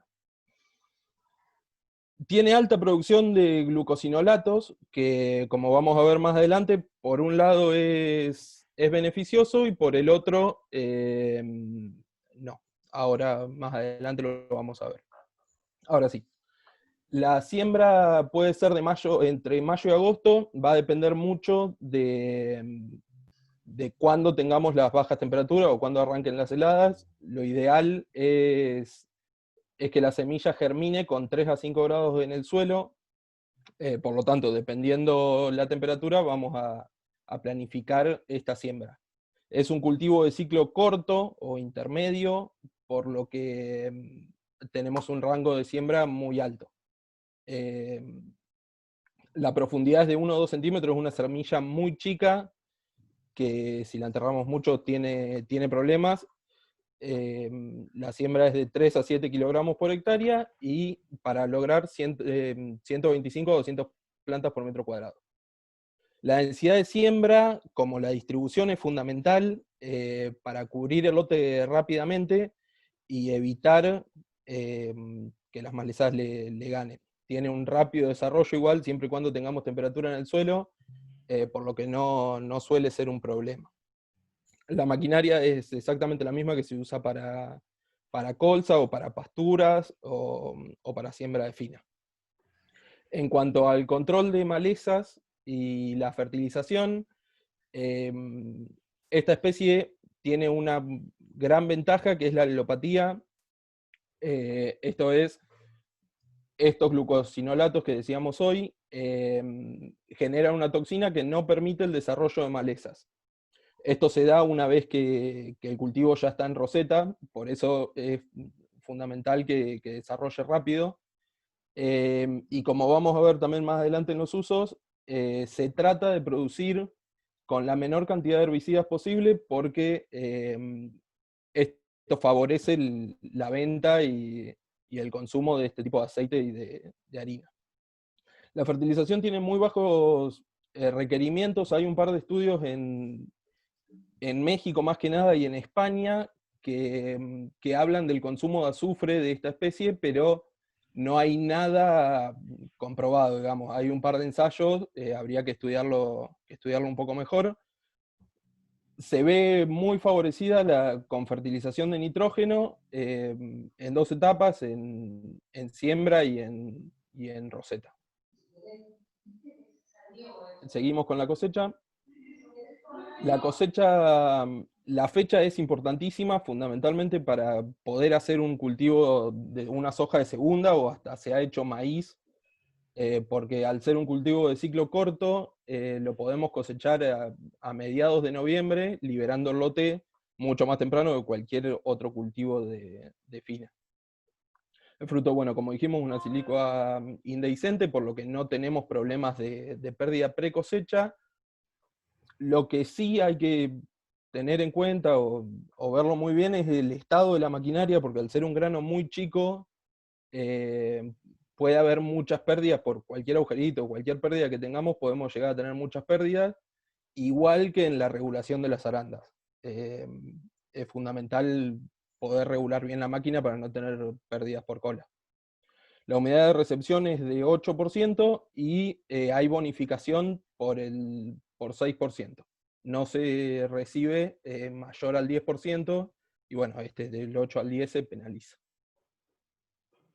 Las posibilidades de uso. Acuicultura es algo muy estudiado en Canadá, más que nada. Algo que yo la verdad no sabía es que lo que es peces, el omega 3 lo ingieren, no es que lo producen. Por lo tanto, se usa normalmente, más que nada para salmónidos, el aceite y harina de pescado para la producción. Lo que viene a hacer el aceite de camelina es reemplazar este aceite de pescado y bueno, la harina se está estudiando ahora, por su gran contenido de omega 3 y omega 6. El biodiesel es el uso más amplio para lo que más se usa, tanto como biodiesel o como bioquerosén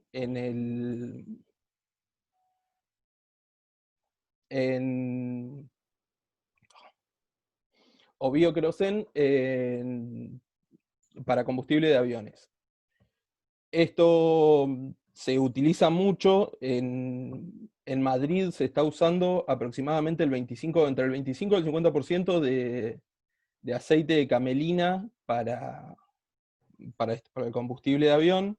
Lo único que tiene es que, como dijimos hoy, tiene gran porcentaje de ácidos grasos poliinsaturados, por lo que es necesario aditivos para que el combustible no se oxide. Bueno, en alimentación animal, ahora viene la contra de los glucosinolatos que veíamos hoy, que son buenos al momento del cultivo, es que no se puede utilizar más del 10%. Estos glucosinolatos, por la enzima, se me fue el nombre. Mirosinasa. Eso, gracias. Cuando son degradados, bueno, son tóxicos para los animales, por lo tanto, tiene una restricción del 10% para el uso tanto para alimentación animal de las harinas.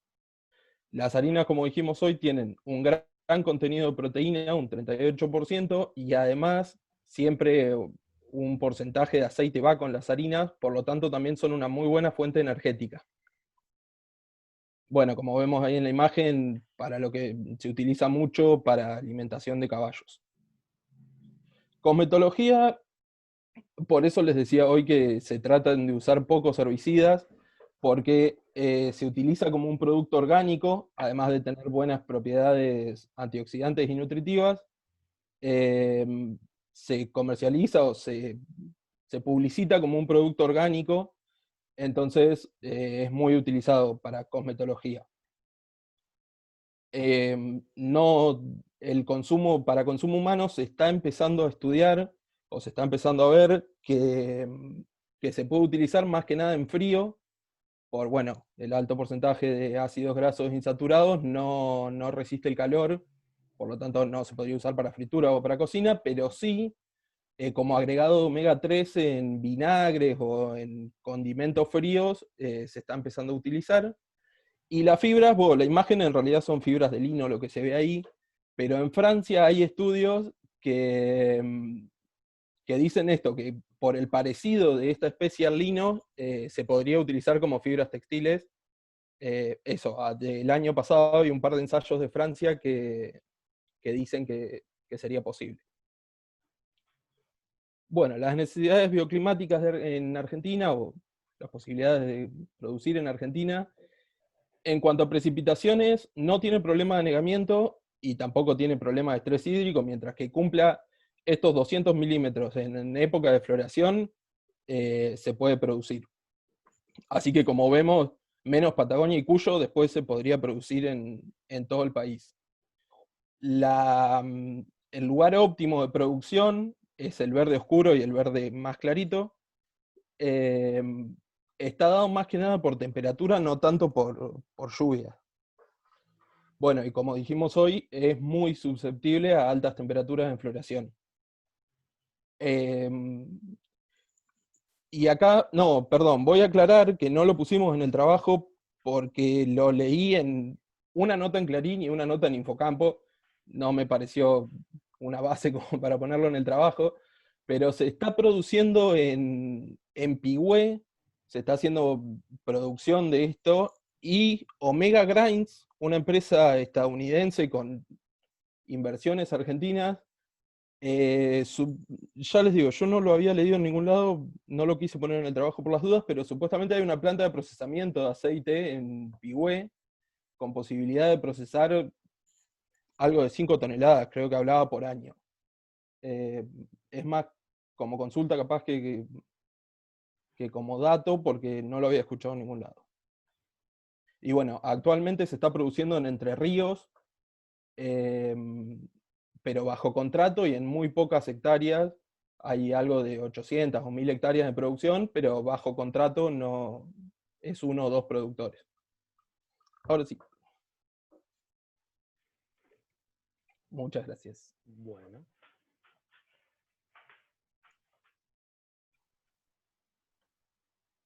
Ahí está.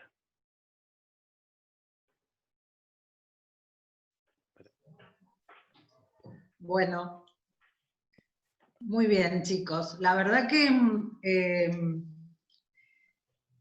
al principio uno, como son dos cultivos sobre los cuales no hablamos o no abordamos en línea general, probablemente, Claudio, vos algo, no sé, sobre la brásica, seguro que le decís algo en clase, pero en otra situación por ahí les hubiera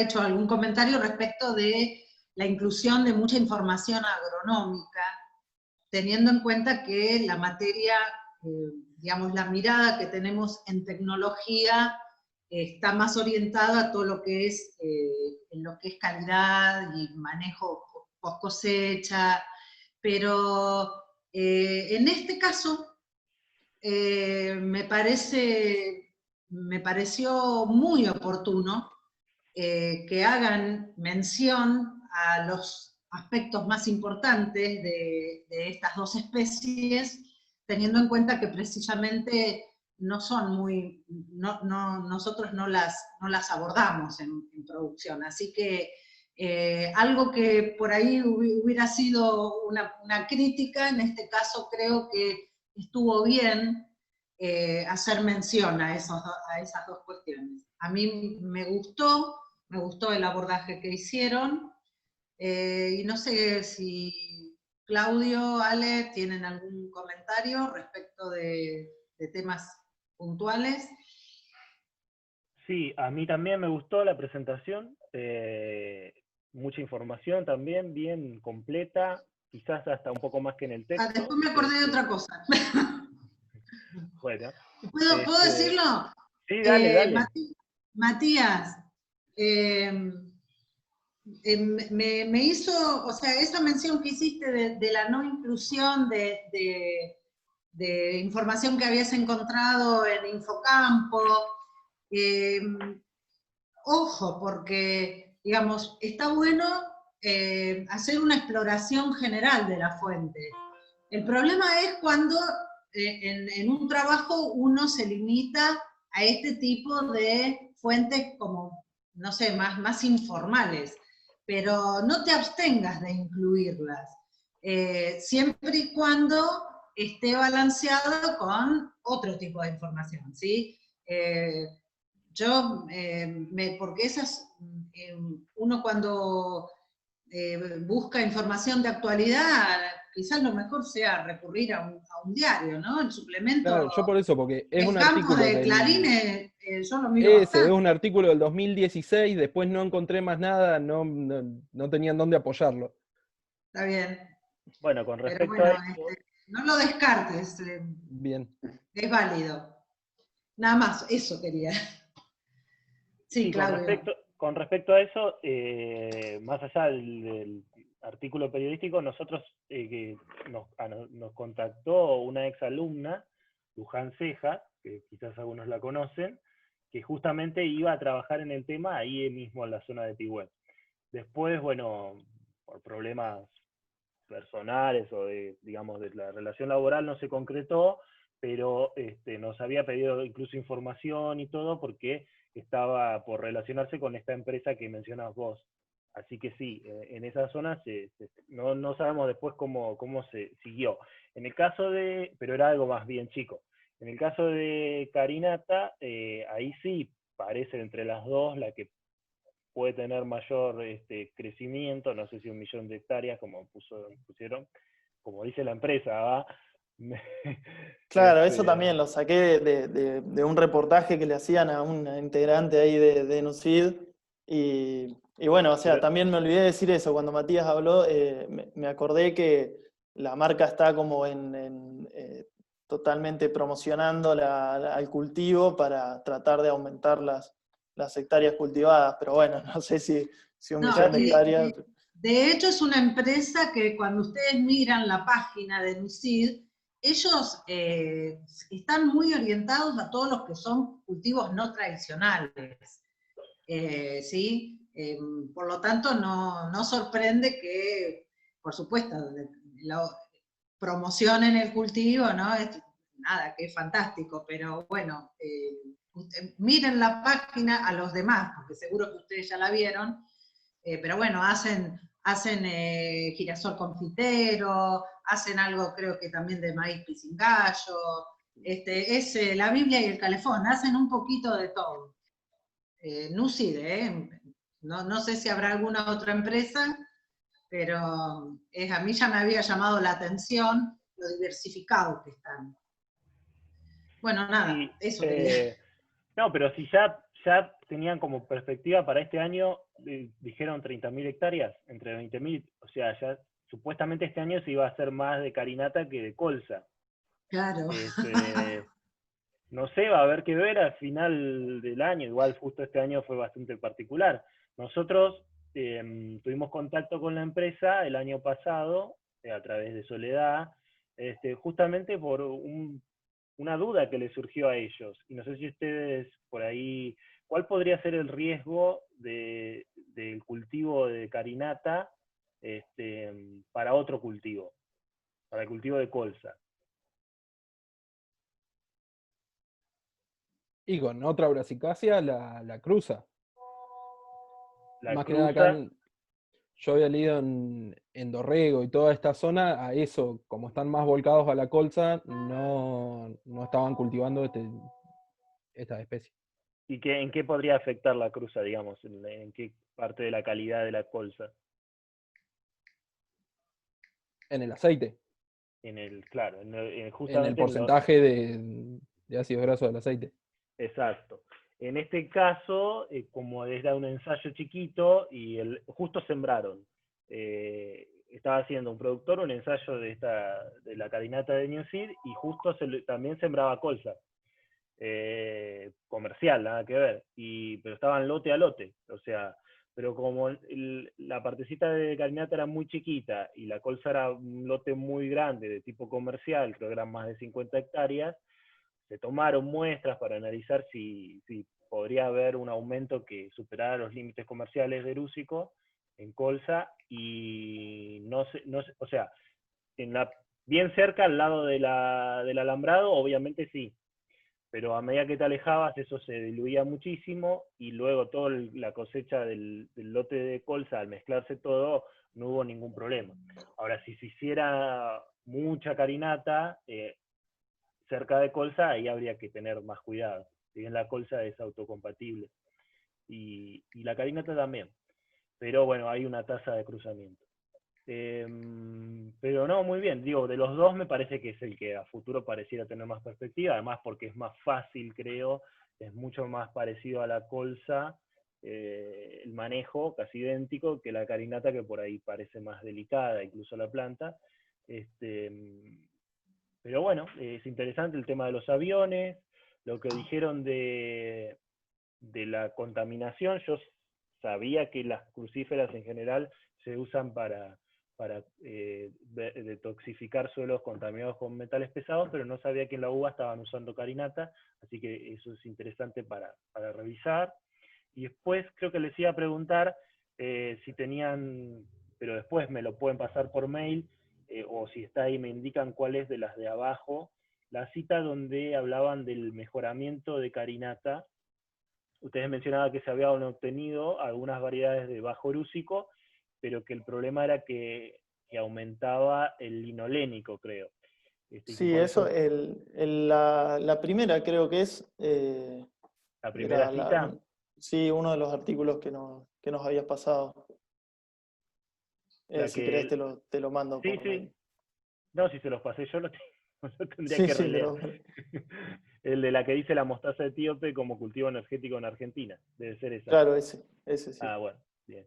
Porque en general lo que suele aumentar cuando se mejora, y eso lo hablamos, es el oleico. O sea, baja el erúsico y sube el oleico, y no tanto el linolénico. Pero habría que ver específicamente en carinata qué es lo que pasó, porque es cierto que actualmente no existen variedades de canola de carinata.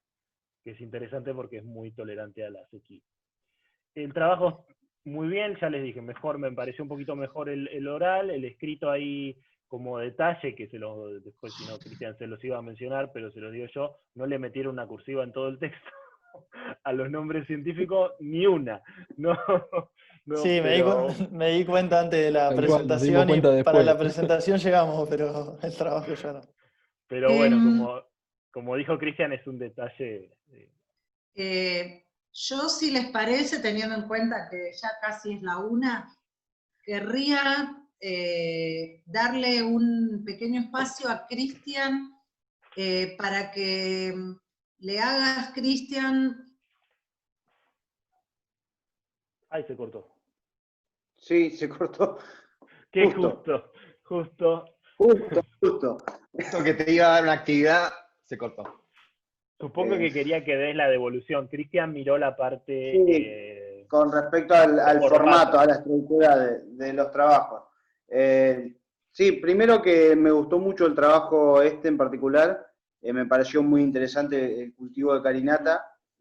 Capaz que tengan razón desde la empresa. Puede ser que tenga una gran superficie, una gran adopción. Más que nada por la tolerancia a la sequía y...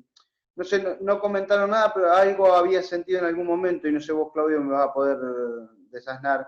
El cultivo de carinata como cultivo de cobertura. ¿Hay pruebas, puede ser, de cómo funciona al respecto? Creo que los chicos lo mencionaron al pasar también en el texto, me parece que lo leí. El trabajo, sí. Sí. En realidad, viste que cuando hablan de cultivo de coberturas hay mucha información, pero hay poco detalle en realidad de qué es lo que están usando.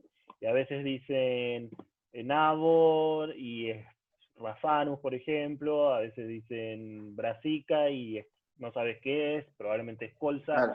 Yo específicamente de carinata no, yo sé que están usando Nabo, Brassica rapa, sé que usan colza a veces, Napus y Nabón, Raphanus sativus también. Pero es como todo un mundo oculto, porque usan nombres a veces ni siquiera en castellano. Sí, a veces, vulgares, claro. No, incluso en inglés, el forrajero, digamos, el de cobertura del Nabón dicen radish, pero no hay, viste, y hay que acercarse de persona a persona y preguntarles bien qué están usando, y no tengo demasiada información, la verdad. Claro. Nunca había escuchado de carinata, precisamente, porque la único cultivar inscripto hasta ahora es de New Seed y es del año pasado. Pero viste que en esos ensayos de cobertura traen, no sé cómo, en los bolsillos, traen cosas de distintos lugares y prueban. Pero... Sí, así ocurren después los problemas, pero bueno. Sí. No, hablando aparte de la cuestión de forma, que era lo que me había tocado a mí mirar de los trabajos, bueno, primero quería comentar a todos que muchos de los trabajos están presentados en Word y tienen problemas de corrimiento, de figuras, de espacios que no van, que uno se da cuenta que no los hicieron, que no lo pusieron así en el trabajo, sino que al enviar el archivo de un lado a otro se empiezan a correr las tablas, a correr los pies de foto, los pies de tabla, se empiezan a correr. Y bueno, eso por ahí en los trabajos que están presentados, que hay 2 que están presentados en PDF, se subsana mucho ese problema y no se presenta ese inconveniente. Después, me gustaría hacer en términos general un par de aclaraciones que están en casi todos los trabajos, no en todos, pero en casi todos. El tema de las citas, hay muchas citas que dicen et al, que es lo mismo que y colaboradores. Hay algunos trabajos que tienen et al y en una cita y en otras y col, y colaboradores. Por lo general lo recomendable es unificar el criterio y usar et al en todos o y colaboradores en todas las citas. Y va en itálica también, al igual que los nombres científicos, va et al en itálica con un punto al final, que tampoco estaba en la mayoría de los trabajos, estaba sin itálica. Y con respecto a las figuras y las tablas, también en general, el pie de figura va por debajo de la imagen y el pie de tabla, el epígrafe de la tabla, va por encima de la tabla. Muchos trabajos tenían el pie de tabla por debajo de la tabla en lugar de por encima. Había trabajos que en uno decía figura 1 y después decía, había un trabajo que decía gráfico 1, después decía figura 2, figura 3. También es deseable unificar un criterio con respecto a esto. O sea, si van a poner gráficos o si van a poner figuras, lo común es usar el término figura y ponerle figura a todo y poner figuras y tablas a lo que corresponda.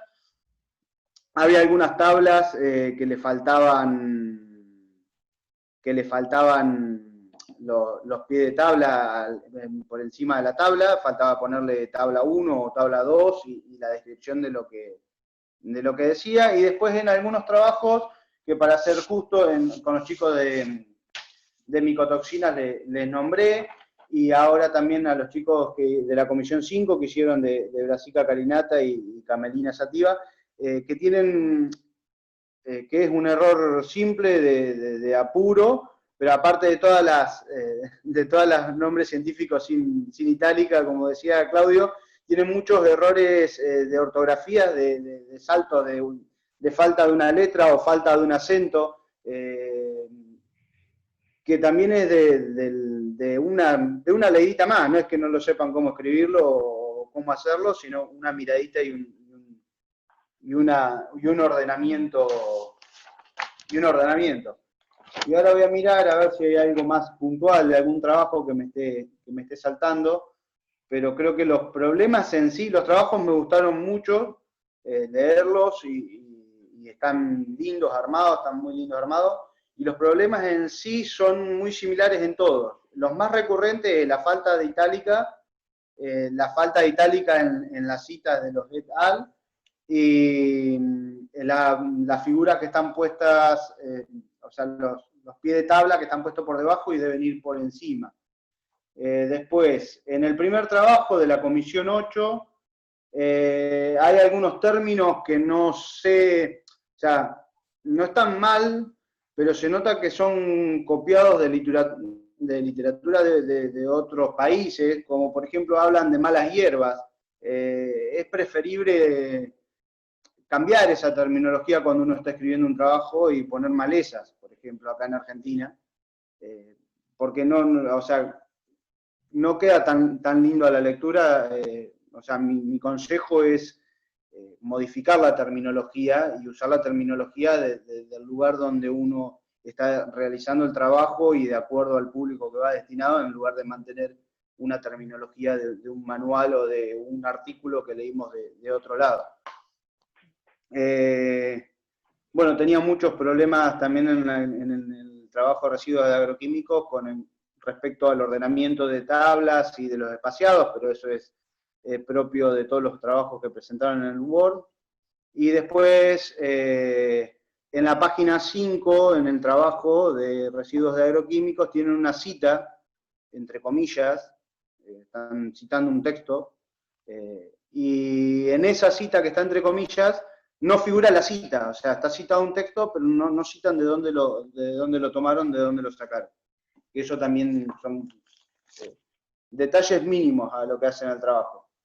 Después en el trabajo de micotoxina, de la Comisión 1, ya vimos lo que es los nombres científicos sin itálica. Hay una parte que no entendí bien del trabajo, decía de países con climas más elevados, estaba como no sé, como que le faltaba una palabra más, capaz que al momento de la redacción les quedó algo incompleto, en lo mismo que en el subtítulo de micotoxinas, en el segundo párrafo al final, también hay una partecita como que hay palabras que no terminan de combinar. Y después nada, son las mismas recomendaciones que para el resto, no hay nada de algo distinto. Después en el trabajo de palomas, lo mismo que en todos, hay cosas que están corridas, todas las figuras, todas las fotos e imágenes, todas están sin pie de foto y sin la fuente. Que eso también por ahí, en algunas imágenes por ahí no es necesario, pero en otras sí, es muy importante que esté puesto. Y hay problemas también de espaciado, que es lo mismo con todos los trabajos en Word. Después en el trabajo de la Comisión 9 de transgénicos, hay una cita que le falta al año, también tienen los mismos problemas de los et al que van en cursiva.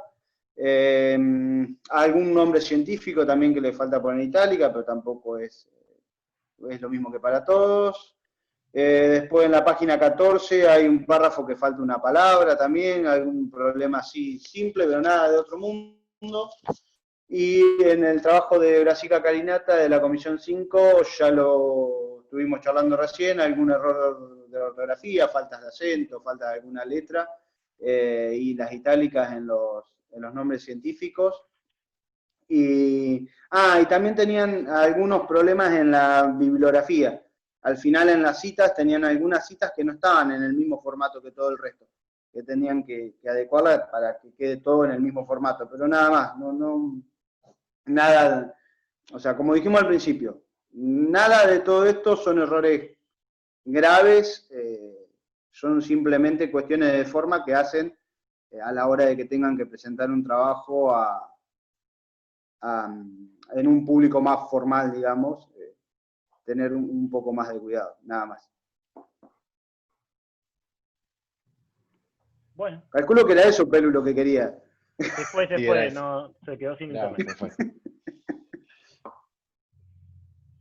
Bueno, esto sería todo, ¿no? Sí, eso sería todo por hoy. Nos volvemos a encontrar el jueves, ¿no? A las mismas horas, Claudio.